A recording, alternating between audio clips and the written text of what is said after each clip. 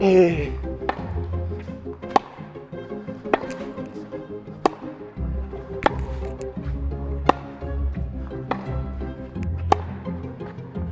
So close to the net.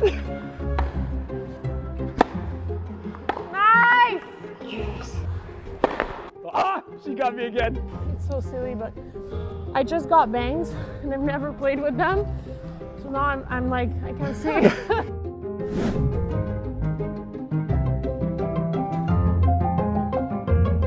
So, okay, today I have Charlotte Robillard-Millette with us today on the channel. Charlotte is a former high-level international tennis player who played Fed Cup, aka Billie Jean Cup, back in the days representing our country, Canada. Was ranked in the top 4 players, ITF Juniors, quarterfinalist, Australian Open, Orange Bowl winner. Yes. Orange Bowl Yes, winner, yes. so. That was a long time ago. I'm not sure how many national titles, probably quite a few. A lot, but I think what I'm proud about the nationals is that I won both 18s, indoors and outdoors, when I was 15. And then I could right away go more international, because once you've played Canada and you beat everyone, then you can kind of focus on going more to the international ITFs tournaments, and then that's kind of where I exploded when I was 15, 16. So yeah, it was fun to play here, and I definitely developed a lot playing in Quebec and in Canada. But once I saw that I was kind of dominating in like other categories and not even in my own age group, then it was time to push a little harder and travel, which I was very fortunate to be able to do. But yeah, that was really, my junior years were really special. It's the Australian Open right now, and I think back to when I traveled there. It was the first time going to Australia. Obviously, I was 15 and 16. I was 16. I turned 16 when I got to Australia, because I was in the plane for my birthday, and then I was supposed to play qualies because my ranking wasn't that good at that point. And then I land in Australia and my dad calls me, how is the flight, blah, blah, blah. He's like, happy birthday. And he's like, I have a birthday present to tell you. And I'm like, what is it? And he said, you're in the main draw. So I was the last one to get in. It was a pretty good first birthday present. And then I had a tough draw where I remember I was playing the 9th seed, Priscilla Hahn, who's playing right now the tournament, who beat Stakucic in the first round. And she was 9 in the world, and I was like, okay, that's a good, she's from Australia, so I was like, that's a good challenge. But I'll always remember this tournament where I made it to the quarters, and it was my first slam, so it was really special. And traveling all the way there to be able to play the main draw and even make it far. And I lost to the girl that won the tournament, so that's always kind of nice to not lose and then the other girl loses right after. And that year I played all the slams, and the running joke was that all the girls that I lost to in the slams won the slam. So the girl that I lost to at Roland Garros won Roland Garros, which was Badoza. I played her in the 3rd round.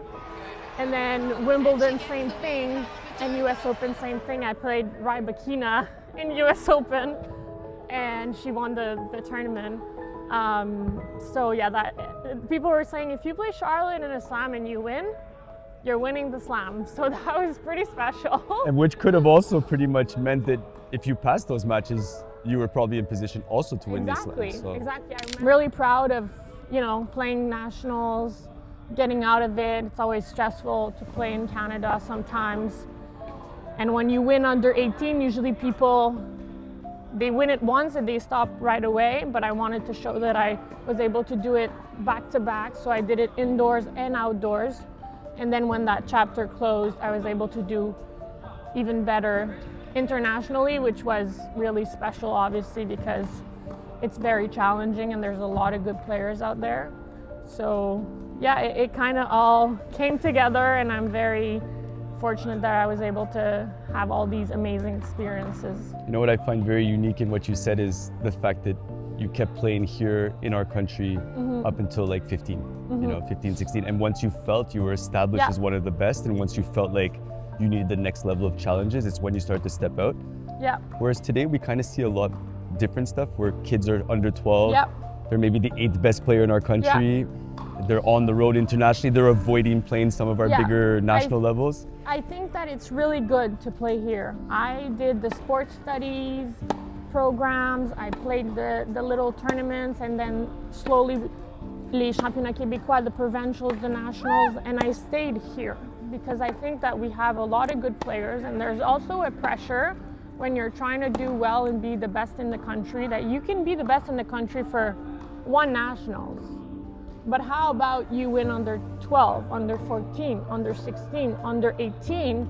And how about when you're 14, you play in 16s and 18s? There's always a bigger challenge, and you can never be like that good, that young, that you can't learn anything from playing here. So I think that we were very smart and realistic in thinking that, you know, when I first played some tournaments, I lost easily to some players that I ended up doing better than a few years later.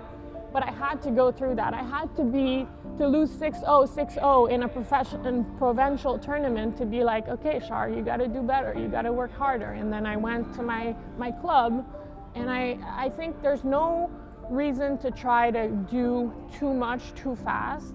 You have to go through the process, and then when you feel like, okay, I've won the biggest tournament there is here in Canada for my junior, you know, I'm only 15 and I'm already, you know, pushing, then you can allow yourself to do more. I'm not saying not to do international, but I think what we have here is pretty good. So to not skip national levels. Do not skip it. There's no reason to skip it, and I think that you can learn a lot from the pressure. I remember I was way more stressed playing in Canada than playing internationally. Internationally, I don't know who the other girl is. I have nothing to lose. If I lose, she's a girl from Spain, she's an American, she's this and that.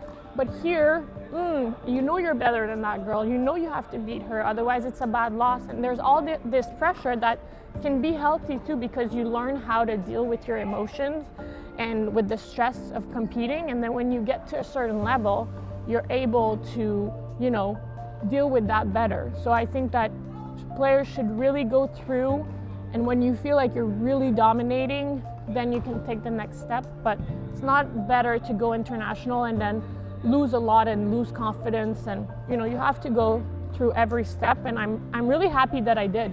I'm really happy to hear you say that, because I believe in that. I've watched almost 3 decades now.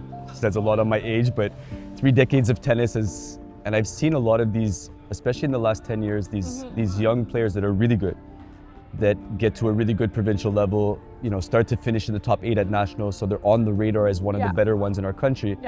And all of a sudden we don't see them playing as of like 12, 13 here in our country. They're on the road, they're ITFs all over the world, they're 100, 200, floating around, grinding it out. But I totally agree with you on the importance of building your confidence, not just when you're the underdog, but also learning how to be a favorite. Yeah, exactly. And handling that pressure, because that's completely and I know that a lot of people from my generation, if you look at Felix, if you look at Bianca, if you look at Dennis, we all did that. We all played in Canada until a certain age. Like, yes, we were really good at 15, and then we transitioned to ITFs, but that's only because we were really, really good and we went through it. You know, we didn't skip everything. And when I was playing nationals, Felix was playing nationals. I remember. You know, that's just how it was. And I remember Bianca also playing her a few times in nationals. And I remember once I won nationals under 14, and she wasn't even in the first pool. Like, she was way back, but see how well she did after. So I think that it shows that these players that are doing so well on tour now also did all of the steps that you're supposed to do before, and it's important. I totally agree. Moving forward past, you know, the player that you were and stuff, and moving forward into the person you are today, and joining the Sani family and coming into our club now, what's next for Charlotte? Like, what stimulates you? What motivates you? What passionates you Well, today? I talked about my career and, like, you know, my experiences and that. And then I went pro, and it was obviously very challenging, very hard to be on tour, and it was much more lonely. And I've always wanted to go back to school and go to university. And I kind of took a decision when I was 19, 20 to do that, to take a break, because it had been my whole life playing every day, all the time. And I just wanted to see something else also. So I went back to school and I did communications here in Montreal, didn't go to the States. I thought about it, which I thought was a really great opportunity, but I had already signed contracts and turned pro, and sometimes the rules are very strict, so I wasn't able to, but I think that would have been really great for me. I could have had an amazing experience there, but unfortunately I couldn't. So I stayed here, I studied, and then I also coached while I was in university. And it was always something that I thought, I want to try and see how I feel, and if I like it, if I enjoy it. And I really loved it, because I know how I felt when I was a player, and it's not like 30 years ago. I'm still young, I would like to think, and I still remember how some coaches impacted me like so positively, and what they were able to bring, to my life. And even now, sometimes I'll think back to what some coaches said to me, and I'll remember exactly the moment, the time, and how I felt, and good and bad. Yep. So I think we have, as coaches, a very big influence, and we can be there for the players in times that are really difficult sometimes, and in the best moments too.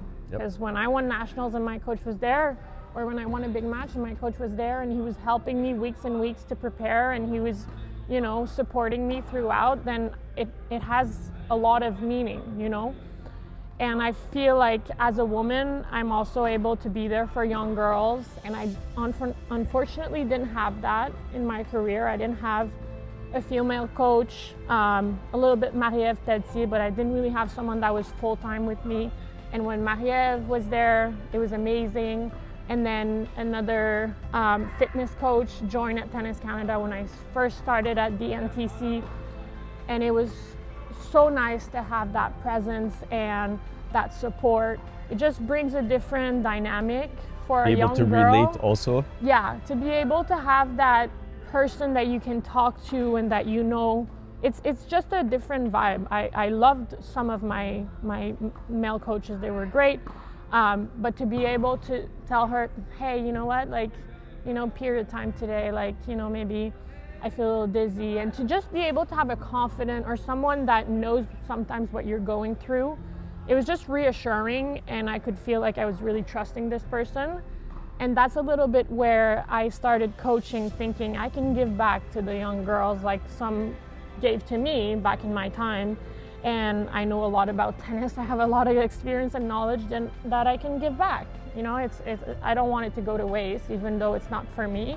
And it's even maybe going to be more rewarding to give it to someone else than just myself, because tennis can be very selfish.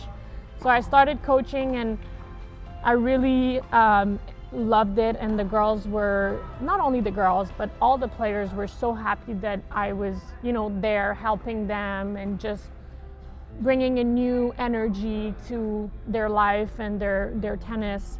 And so I really loved it. I did my certification, and I coached throughout pretty much my whole university for like 3-4 years. And then I started more of a communication job, because that's what I studied in tennis at Tennis Canada. And I figured that maybe I needed more of the court time and the contact with the players and the competition, and that dynamic side of tennis that I missed. And obviously it's been my whole life, so it's hard to just walk away from it. And I miss giving, the impact I had on the kids. I felt like I wasn't doing enough of that anymore, and I missed it a lot. So I decided to reach out to Sani and see if there was an opportunity here for me to get back into coaching, and to give back to the younger generation, because that's what I want to do. And here I am, and I'm really happy to be here, and I've had an amazing time so far. It's only the first week, but I've had an amazing welcome, and I think that that's what I want to be able to do with everything that I've, experienced in my life. It would be a waste for me to not be able to give back. So I'm really happy that I made this thought process and that I decided to get back into it.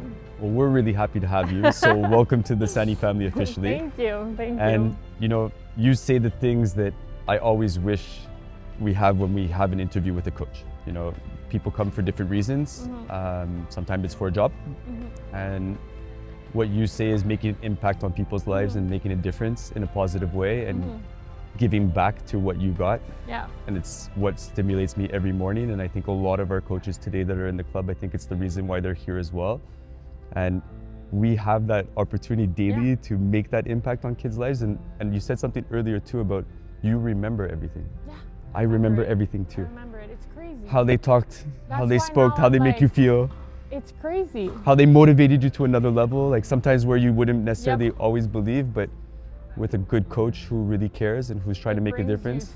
There's some bad days. There's some days where I was tired. I was coming back from studying and I had to do my exams quick before I train, and it's hard. Sometimes you need a coach that's there to just push you, over the limit of, I think I can't do this today. Yes, you can.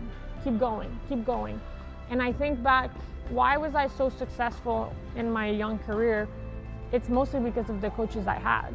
If they weren't there behind me, I have discipline and I have, great work ethic, but you need someone that believes in you and 100%. Someone that's gonna, push you to be like, you can do this. And also my parents. I would never be able to have the career that I had and be the person that I am if it wasn't from my parents. They were strict and very hard on me, but in a way that made me feel like they believed in me. Like they knew I could do better. If I had a bad attitude or a bad match or a coach saying that I didn't have a good practice, they weren't saying, oh, poor little, no, they were like, you can do better and push yourself to do better because you can do it. And they were there with me every step of the way, every loss, every wins, and you need to have that support. Very important. Even if it's one parent, my dad was a little bit more present towards the end because he could have a bit more flexibility with his work, and it just helped me so much. And to have that person there driving you to practice, telling you can do better, or that was really good, I'm proud of you, good job, I feel like makes the whole difference. 100%. So the support system is key. I always think that there's three pieces to the puzzle for it to work. There's the player, there's the parent support system, and there's the coach, and you need to have everybody collaborating together, and everybody has a role, but each role is as important as the other. It is. And sometimes coaches think that parents are in the way or are annoying, and I don't understand that. Like, obviously some parents can be difficult, whatever, but it's because they love their kids. Exactly. It's because they are willing to be there and sacrifice other things and put the time, the money, the efforts to make it happen. If they didn't care, they wouldn't even talk to you. Exactly. Exactly. So I saw it where some coaches were annoyed by my dad. He was annoying, sure. I find him very annoying sometimes, but I wouldn't be there if it wasn't from him. But every child has that love-hate relationship with their parents. You love your parents for everything they did, and you're 12, 13, 14, 15. Like now I'm like best friends with my parents. I see them every Friday night if I can. But like I feel like the coach needs to work with the family, not only the kid, but there needs to be that good, relationship with everyone, and to understand that it can't happen if one piece of the puzzle is missing. Well, we're extremely happy to have you on our team. Extremely happy to see how you're gonna evolve into club life, because this is new and different for you as well. It's tennis, so yeah. And I know Riding just a bike. just by the way you've spoken today about wanting to create a positive impact, training an athlete, but also the human side of people, being able to collaborate with the families as well, with the students. I know you're going to fit in here really well, and I know you're going to have a lot of success in your future doing this. You seem like it's very clear what you want in your heart and in your mind. I think they're linked up very closely, and I'm excited to see where Charlotte's going to advance over the next couple of years. I'm really happy that I joined the team and you made kind of a position for me to be able to come in and have that impact, and I think it's great that I was also able to reach out to you. I mean, I told you that before, but I wouldn't reach out to you guys and I wouldn't come back into tennis if I, first of all, wasn't passionate about it and wasn't trusting that I was in good hands. You know, I wouldn't go to any club or any coach and be like, hey, can we work together? I am young, I'm old enough now that I know what I want, and that, you know, if I'm gonna get back in tennis, it's with the right people.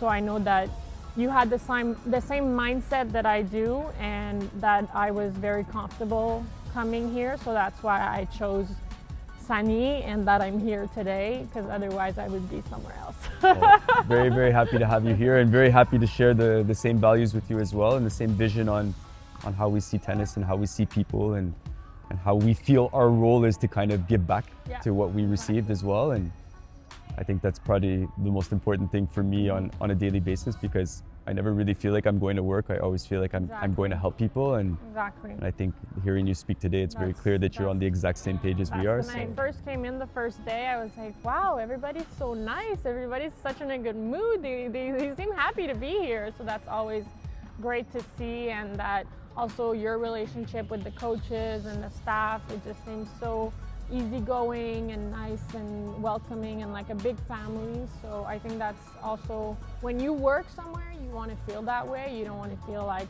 you're walking on eggshells and, you know, you're kind of just a number, and that you're just, you know.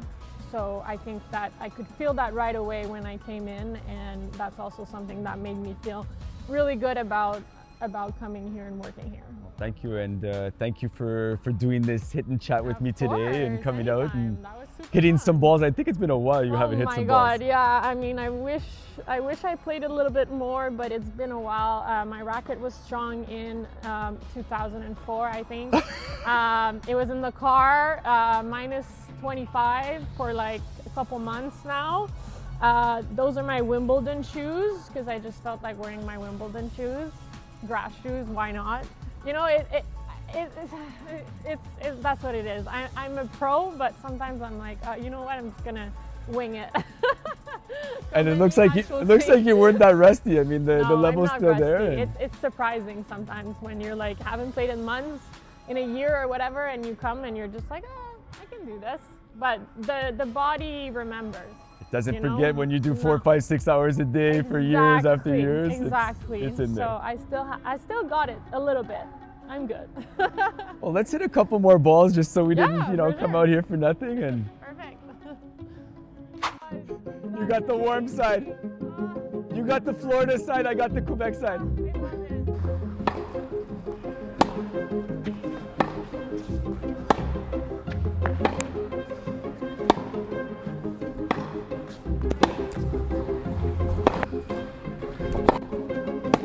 Side. Ah! She got me again. Woo! Charlotte, thank you so much for coming out today, for getting the rust off the bike. Super fun. I did, yeah. Really fun. And again, welcome to the family, welcome to the team, and just looking forward to see you evolving over the next years and giving back to the tennis community and transmitting your passion back to the kids and to the members. So thank you for being here, and thanks for doing the YouTube channel today.